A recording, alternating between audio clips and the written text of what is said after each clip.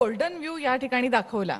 तुम्ही म्हणता की उद्धव ठाकरे दिल्लीमध्ये फेऱ्या मारतात, मला मुख्यमंत्री करा नाव म्हणून. नाही घेतलं मी. तुमचा रोग सगळ्यांना माहित आहे कोणाकडे होता. तुमच्या मनातला तुमचा रोग कोणाकडे होता सगळ्यांना माहित आहे की तुम्ही बोलले की मला करा नाही, मला आम्हाला करा. काही लोक म्हणतात दिल्लीत आम्ही पैसे आणायला जातो, विकासासाठी जातो, याचा अभिमान आहे आम्हाला. आणि म्हणून आज पुणे ठाणे मेट्रो याला मंजुरी मिळाली, आज रेल्वेला किती पैसे मिळाले आपल्याला. आज हे सगळं आम्ही का जातो? महाराष्ट्रासाठी काहीतरी आणण्यासाठी, स्वतःला काहीतरी मिळवण्यासाठी नाही. पण तुम्ही जसं म्हणालात, आता तुम्ही यशस्वी आणि लोकप्रिय मुख्यमंत्री आहात. तुम्ही ज्या काही योजना आम्हाला या ठिकाणी सांगितल्यात, मग महायुतीमध्ये तुम्हाला निवडणुकीचा चेहरा म्हणून प्रोजेक्ट केलं जातं, तर मग मुख्यमंत्री पदाचाच चेहरा म्हणून का नाही दिला जात? तुम्ही तर डिझर्व करता. बघा, मी अगोदरच सांगितलं, मी पूर्वी देखील कधी अपेक्षा केली नाही.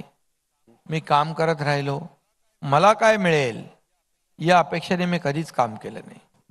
शेवटी काम केल्यानंतर त्याची मोजदाद, त्याची नोंद जनता ठेवत असते.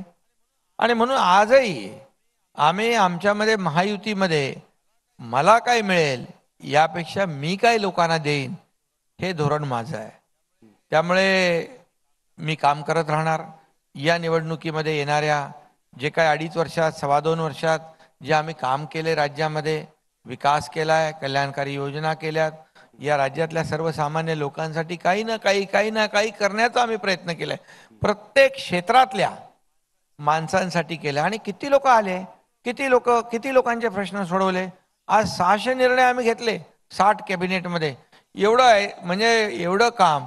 ज्या योजना देवेंद्रजी मुख्यमंत्री होते तेव्हा ज्या सुरू होत्या, जलयुक्त शिवार सारख्या, त्या बंद झाल्या. मराठवाडा वॉटर ग्रीड बंद केला, पण आम्ही आल्यानंतर तात्काळ सुरू केला. राजकारण केलं नाही.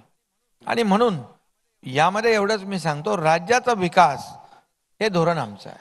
काल अजितदादांनी एक मुलाखत दिली होती एका वर्तमानपत्राला. त्यात ते बोलले की आमच्यात मुख्यमंत्री पदाचा चेहरा ठरलेला नाही, म्हणजे नंतर विधानसभेनंतर निवडणुकानंतर काय होईल हे अजून ठरलेलं नाही, हे ते स्पष्ट बोलले. आज इथे फडणवीस आले होते, तेही बोलले की मुख्यमंत्री पदाबद्दल जे आहे ते पार्लमेंटरी बोर्ड ठरवेल आमचं, आणि तेही नंतर विधानसभेनंतर. तर हे तुम्हाला मान्य आहे? कोणाला घाई कोणाला आहे? आम्हाला नाही घाई, तिकडे समोर आहे. आमच्याकडे कुठं घाई काय? आम्हाला घाई नाही, ते आम्हाला द्यायचंय लोकांना. परत मी तेच सांगतोय, आम्हाला महाराष्ट्राला काही ना काही द्यायचं आहे, महाराष्ट्राला पुढे न्यायचं आहे.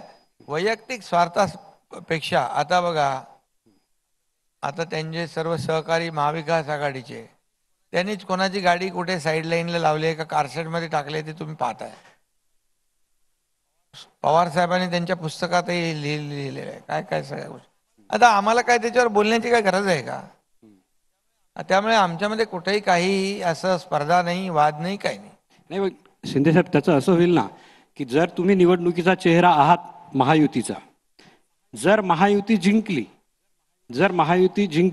तर म्हणजे मुख्यमंत्री दुसरा होऊ शकतो. जर दुसरं काही झालं, जर महायुती हरली तर जबाबदार कोण? शिंदे. आणि जिंकली तर मुख्यमंत्री वेगळा. म्हणजे यात असं आहे ना, ब्लेम तुमच्यावर येऊ शकतो ना या गोष्टीत. मी तुम्हाला सांगतो, आतापर्यंतच्या इतिहासामध्ये, माझ्या राजकीय जीवनामध्ये, सामाजिक जीवनामध्ये मी खूप वर्ष काम केलं.